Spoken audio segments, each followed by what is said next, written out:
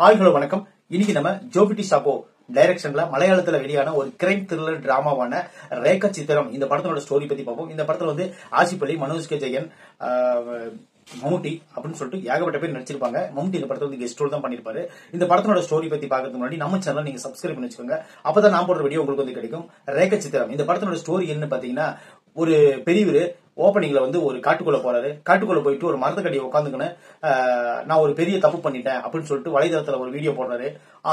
பேஸ்புக்ல ஒரு வீடியோ போட்டோன்னே என்னன்னு போடுறாருன்னா, நான் உட்கார்ந்து இருக்கிற இடத்துல நாங்க வந்து 1985 வருஷத்துல ஒரு கன்னி பெண்ணை வந்து ஒரு 18 வயசு உள்ள பெண்ணை வந்து கொலை பண்ணி இந்த இடத்துல தான் புதைச்சோம் அப்படின்னு சொல்லுவாரு. ஆனா அந்த கொலைக்கு எனக்கு சம்மந்தம் இல்ல.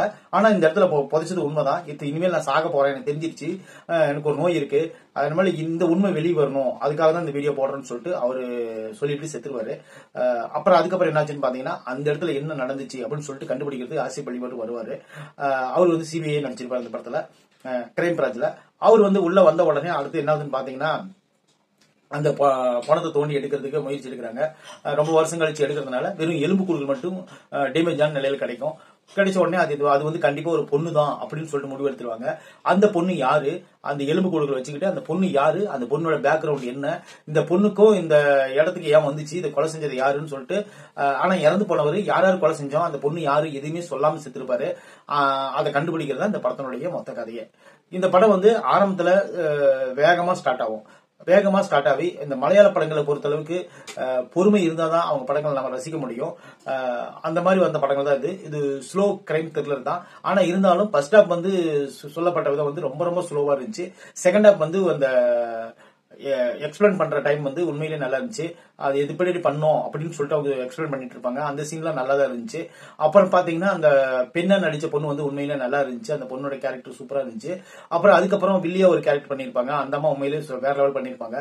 அப்புறம் பாத்தீங்கன்னா, மனோஜ் கே ஜெயன் நடிச்சிருக்காரு. அவரோட என்ன கேரக்டர் கொடுத்தாங்க அதை பண்ணிட்டாரு. மம்முட்டின்னு சொல்லிட்டு ஒரு கேரக்டர் வரும்.